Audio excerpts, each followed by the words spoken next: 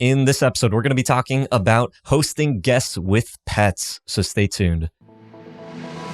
Vacation Rental Machine helps hosts just like you learn how to start, grow, and scale your short-term rental business. This show is all about creating systems that help you automate your business, giving you more time and money freedom.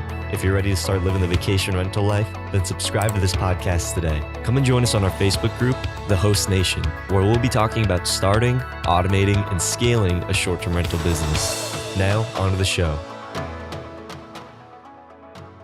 Hey, welcome back, Host Nation, to another episode of Vacation Rental Machine. I'm Julian Sage with John Bell, and in this episode, we are talking about hosting guests with pets. Should you be allowing pets in your rentals? Should you not? How much you should be charging? All of these things we will be covering in this video. So, John, multiple properties, different locations, Florida, DC, Miami, New Orleans, all these different places.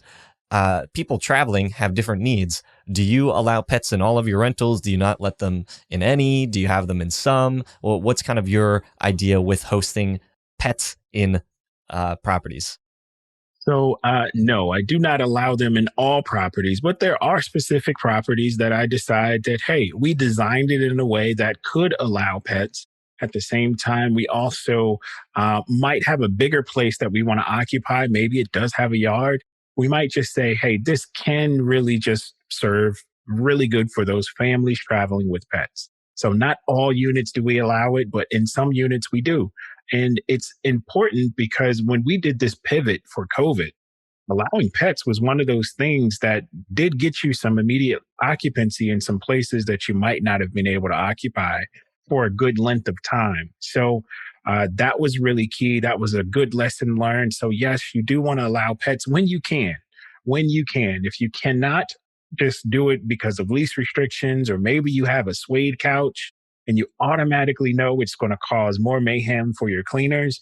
You either need to rethink your furnishings, or you need to just plan to make a unit for allowing pets. So when you are allowing pets to stay at your properties, how much are you typically charging for that pet fee?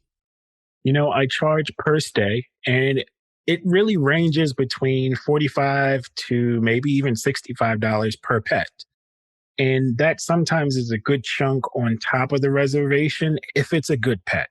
Now, let's just clarify. There are pets and then there are service animals. You cannot charge a pet fee for a service animal. Do not do that. That is discrimination, and you might even get kicked off the platform. So be very, very careful with that.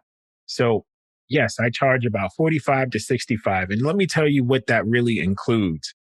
There is going to be a enhanced cleaning that needs to happen inside of the place, because there probably is going to be some type of dander or hair or whatever from the animal that might just mean that it's going to make somebody that's allergic to those animals that comes in next have some type of reaction, and you don't want that. So you want to make sure that your cleaners are spending a little bit more time to do that. So are there any other special things that we should be including or taking into consideration when handling pets in your properties?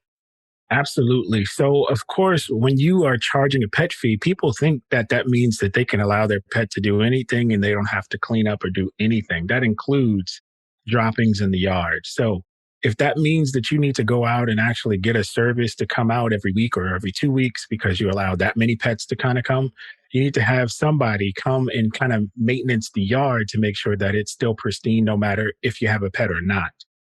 Even if you're allowing multiple pets back to back, other pet owners will acknowledge, oh, that's not from my pet. Do I pick it up or do I leave it there? And you might just end up collecting some things that you don't want. So make sure you're using that fee for those services. So question of the day, do you allow pets in your rentals? If so, leave it in the comments section down below. And until next time, Host Nation, keep on hosting. If you'd like John and I to answer your guys' questions, then be sure to go to the Host Nation Facebook group and use hashtag AskVRM. Hope you hosts found value in this episode. If you did, please go on over to iTunes and leave us a review, as that would greatly support the show. If you'd like to connect with John, the community, and I, then go on over to our Facebook group, The Host Nation. Talk to you hosts in the next episode. Keep on hosting.